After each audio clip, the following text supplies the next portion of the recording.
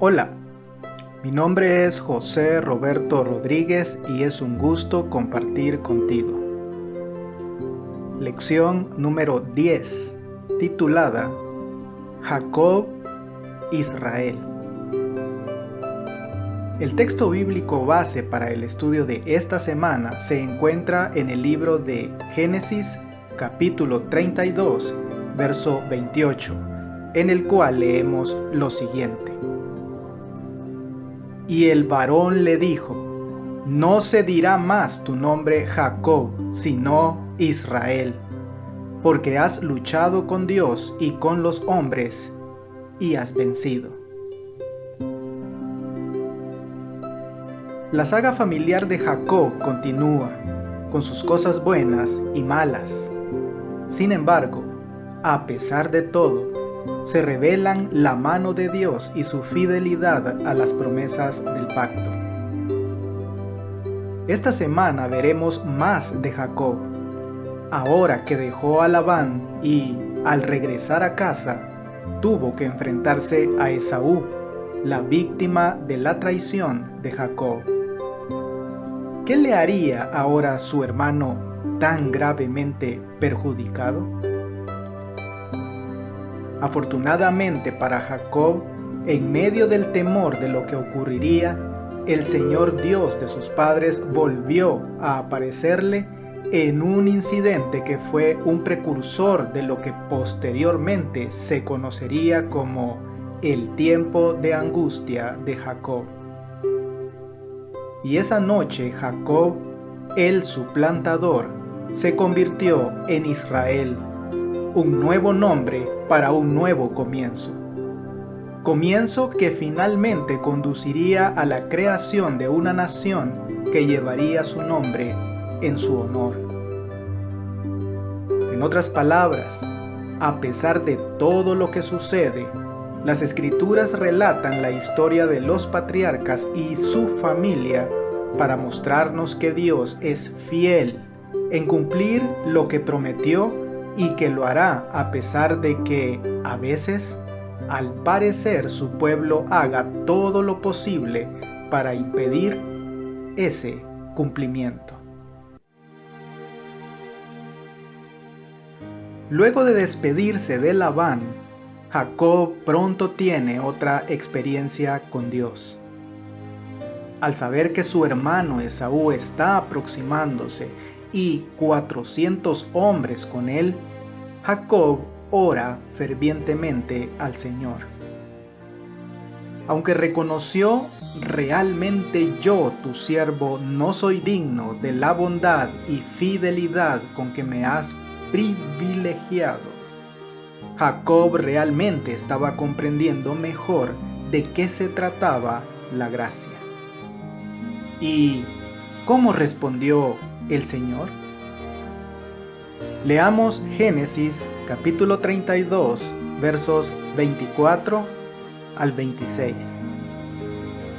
Así se quedó Jacob solo y luchó con él un varón hasta que rayaba el alba.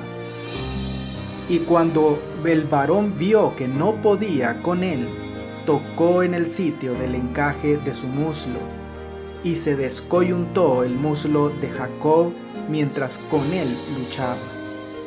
Y dijo: Déjame, porque raya el alba. Y Jacob le respondió: No te dejaré si no me bendices. Y Oseas, capítulo 12, versos 3 y 4. En el seno materno tomó por el calcañar a su hermano y con su poder venció al ángel. Venció al ángel y prevaleció. Lloró y le rogó. En Betel le halló y allí habló con nosotros. ¿Cuál es el significado espiritual de esta asombrosa historia? Jacob está comprensiblemente angustiado por lo que estaba sucediendo y, después de hacer todo cuanto puede para proteger a su familia, acampa por la noche. Entonces, de repente un varón lo ataca. Este es un término que puede tener connotaciones especiales, ya que evoca la presencia divina. Daniel lo usó para referirse al sacerdote celestial Miguel en Daniel 10:5. También fue la palabra que usó Josué para representar al príncipe del ejército de Jehová, a quien Josué llama Señor en Josué 5:13 al 15. De hecho, en medio de la lucha, debió haber sido obvio para Jacob que estaba luchando con Dios mismo, como lo revelaron sus palabras: no te dejaré si no me bendices. Sin embargo, su ferviente apego a Dios, su negativa a dejarlo ir, también revela su apasionado deseo de perdón y de estar bien con su Señor. El error que había inducido a Jacob al pecado de alcanzar la primogenitura por medio de un engaño, ahora le fue claramente manifestado. No había confiado en las promesas de Dios, sino que había tratado de hacer por su propio esfuerzo lo que Dios habría hecho a su tiempo y a su modo. Y la evidencia de que había sido perdonado fue el cambio de nombre. Aquel que le recordaba su pecado por uno que conmemoraba su victoria. No se dirá más tu nombre Jacob, el suplantador, sino Israel, porque has luchado con Dios y con los hombres y has vencido, dijo el ángel. Desde Peniel, el rostro de Dios, el lugar donde tuvo esta experiencia con Dios, Jacob avanza ahora para encontrarse con su hermano. Después de 20 años de separación, Jacob lo ve acercarse con 400 hombres. Jacob está preocupado y, por lo tanto, se prepara él mismo y a su familia para lo que pudiera suceder. En Génesis 33, ¿qué conexión hay entre la experiencia de Jacob de ver el rostro de Dios en Peniel y la experiencia de Jacob de ver el rostro de su hermano? ¿Cuál es la implicación de esta conexión con respecto a nuestra relación con Dios y nuestra relación con nuestros hermanos, sean quienes fueren? Jacob se inclina 7 veces ante su hermano, a quien llama varias veces mi Señor, y se identifica a sí mismo como su siervo. Perceptiblemente, las 7 reverencias de Jacob reflejan las 7 bendiciones de su padre. Además, cuando se inclina, específicamente revierte la bendición de su padre, quien le dijo: naciones se inclinen a ti. Es como si la intención de Jacob fuera pagar su deuda con su hermano y devolverle la bendición que le ha robado. Cuando Esaú vio a su hermano, contra todo pronóstico, corrió hacia Jacob y en lugar de matarlo, le besó y lloraron. Más tarde, Jacob le comentó a Esaú: he visto tu rostro como si hubiera visto el rostro de Dios. La razón de la extraordinaria declaración de Jacob es haberse perdonado por Esaú. En Génesis 33:10 aparece el verbo hebreo ratzá, que se traduce como favor o bondad. Es un término teológico que se refiere a cualquier sacrificio que sea agradable, acepto por Dios, que a su vez implica el perdón divino. La experiencia de Jacob de recibir el perdón de Dios en Peniel, donde vio el rostro de Dios, se repite ahora en su experiencia del perdón de su hermano, al que identifica como si viera el rostro de Dios. Jacob vive un segundo Peniel, el primero en preparación para el segundo. Jacob ha sido perdonado por Dios y por su hermano. Ciertamente ahora habrá entendido, aún más que antes, el significado de la gracia. Ahora que Jacob se ha reconciliado con su hermano, quiere establecerse en la tierra de Canaán en paz. La palabra Shalem, sano y salvo, de Génesis 33:18, proveniente de la palabra Shalom, paz, por primera vez califica su viaje. Después de haber comprado un terreno a los habitantes, erige un altar allí, lo que muestra su fe y su comprensión de cuán dependiente es realmente del Señor. Porque en cada uno de los sacrificios ofrecidos había un acto de adoración. Sin embargo, por primera vez en su vida, Jacob Israel está expuesto a los problemas de establecerse en la tierra. Al igual que Isaac en Gerar con Abimelech, Jacob trata de encontrar cabida con los cananeos. En el capítulo 34 del libro de Génesis, ¿qué sucedió que trastornó sus planes de una existencia pacífica? La historia de este sórdido incidente pone de relieve la ambigüedad de los personajes y de su accionar.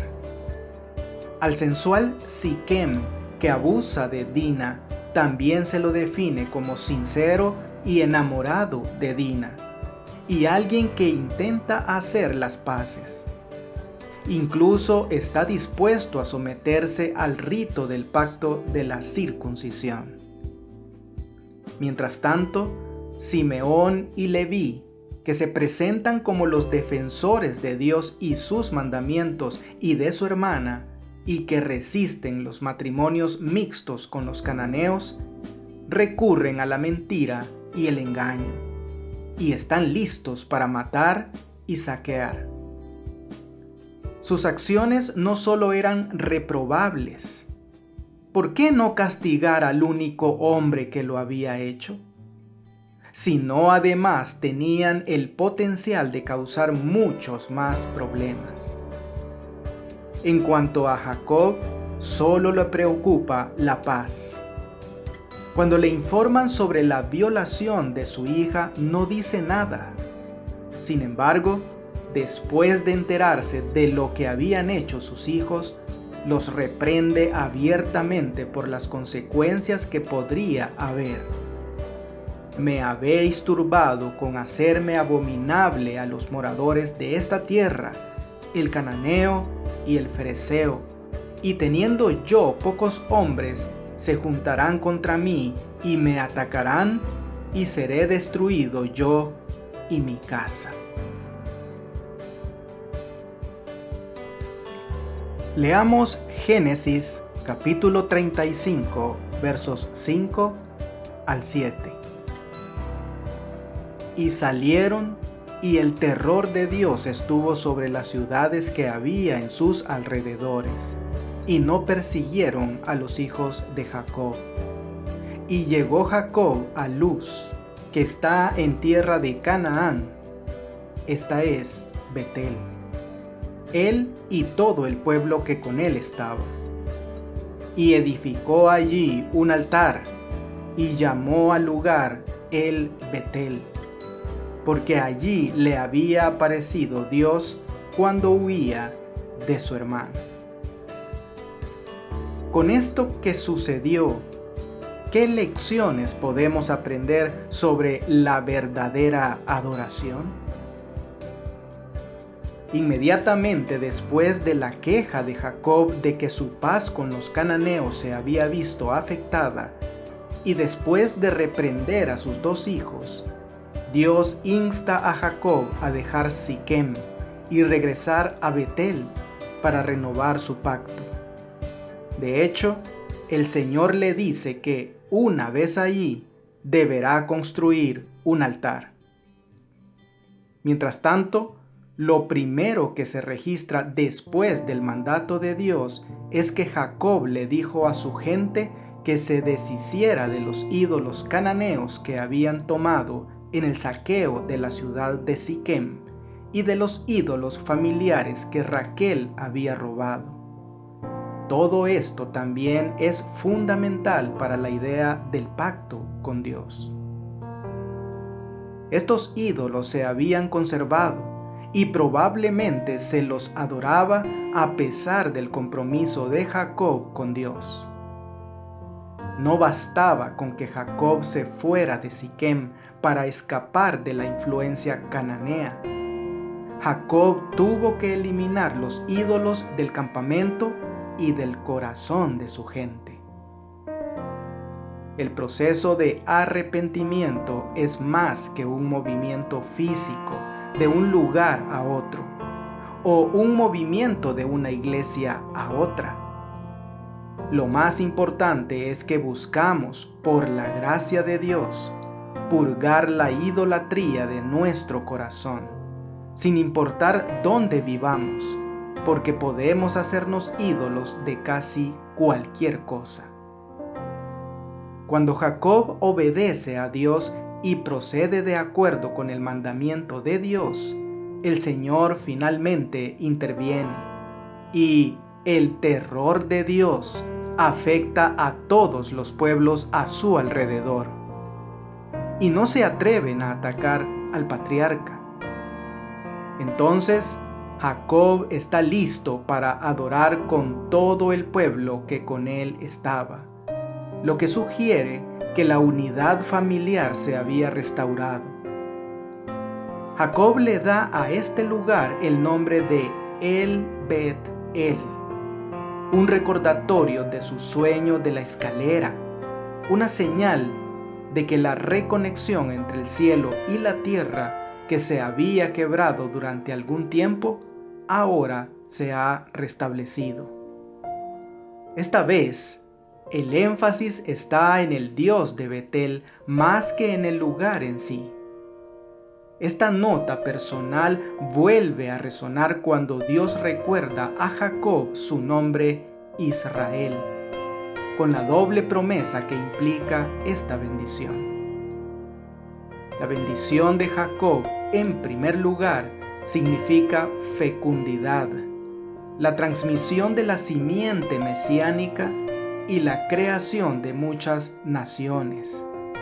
Y, en segundo lugar, apunta a la tierra prometida. Leamos Génesis capítulo 35, versos 19 al 21.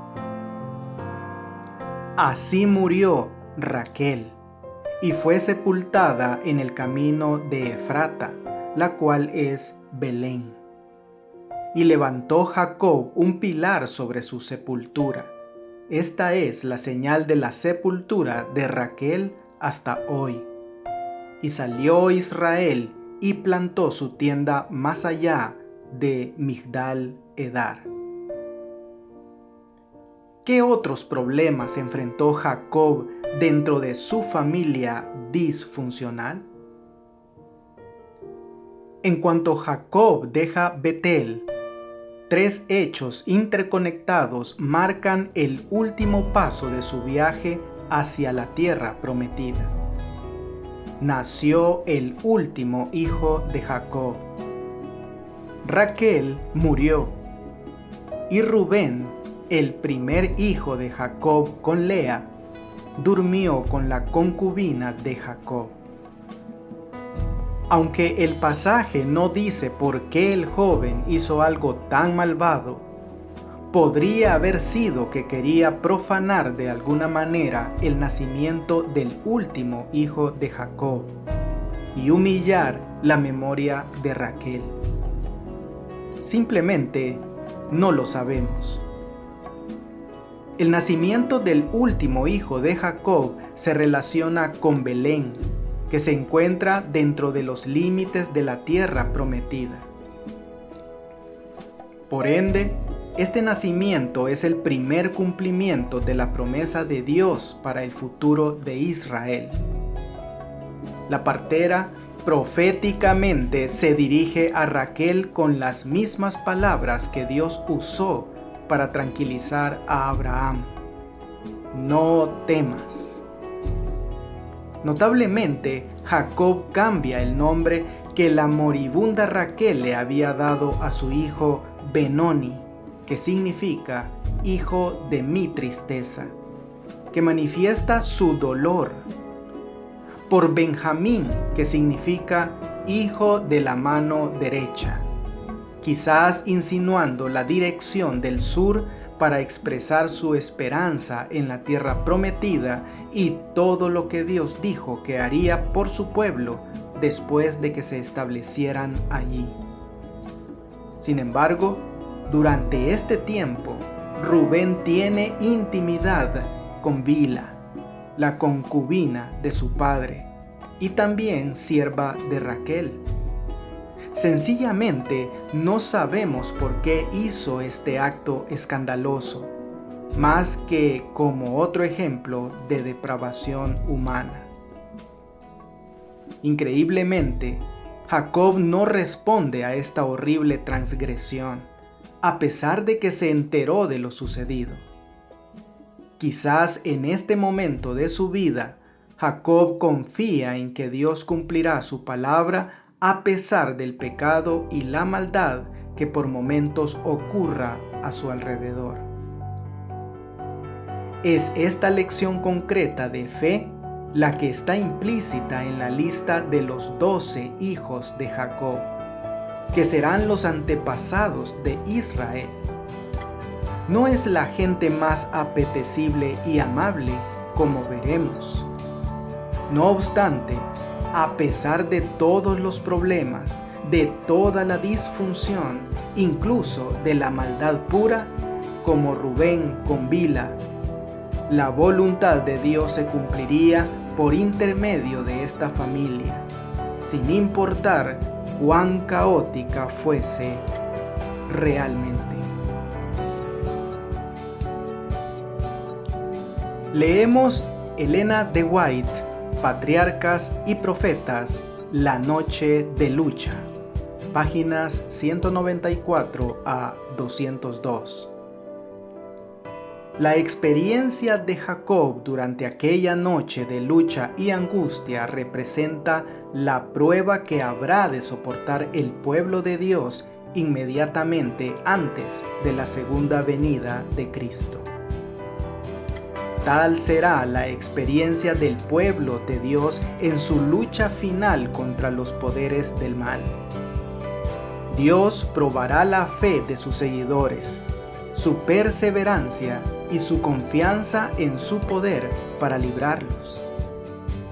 Satanás se esforzará por aterrarlos con el pensamiento de que su situación no tiene esperanza, que sus pecados han sido demasiado grandes para recibir perdón. Tendrán un profundo sentimiento de sus faltas y, al examinar su vida, verán desvanecerse sus esperanzas. Pero, recordando la grandeza de la misericordia de Dios y su propio arrepentimiento sincero, pedirán el cumplimiento de las promesas hechas por medio de Cristo a los pecadores desamparados y arrepentidos. Su fe no faltará porque sus oraciones no sean contestadas inmediatamente. Se asirán de la fortaleza de Dios como Jacob se asió del ángel, y el lenguaje de su alma será: no te dejaré si no me bendices.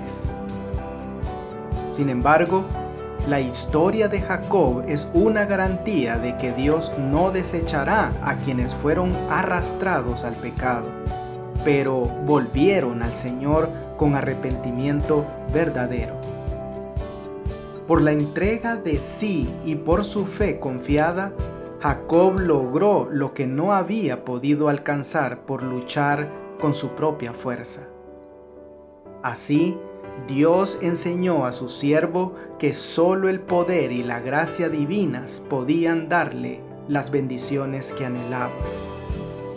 Así ocurrirá con los que vivan en los últimos días. Cuando los peligros los rodeen y la desesperación se apodere de su alma, deberán depender únicamente de los méritos de la expiación.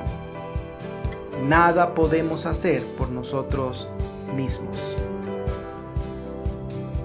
¿Por qué la debilidad de Jacob es la oportunidad para la gracia de Dios? ¿Cómo se relaciona la experiencia de Jacob con la declaración de Pablo, cuando soy débil, entonces soy fuerte? ¿Por qué crees que la Biblia revela tantos detalles sórdidos de la vida de muchos de sus personajes? ¿Cuál será la intención detrás de esto? ¿Qué mensaje podemos extraer de esto? Analicemos el tema de la idolatría. ¿Cuáles son los ídolos de nuestra cultura, de nuestra civilización? ¿Cómo podemos asegurarnos de que no estamos adorando a nadie ni a nada más que al Señor? Amigo y amiga, la pluma inspirada nos termina recordando que Jacob venció al ángel y prevaleció. Por su humillación, su arrepentimiento y la entrega de sí mismo, este pecador y extraviado mortal prevaleció ante la majestad del cielo. Se había asido con temblorosa mano de las promesas de Dios, y el corazón del amor infinito no pudo desoír los ruegos del pecador. Que Dios te bendiga. No olvides apoyar este ministerio suscribiéndote a mi canal de YouTube. Con esto tendrás acceso a un video resumen completamente ilustrado y animado de la lección de escuela sabática para adultos al inicio de cada semana. Espero tus likes y tus comentarios de la lección. Bendiciones.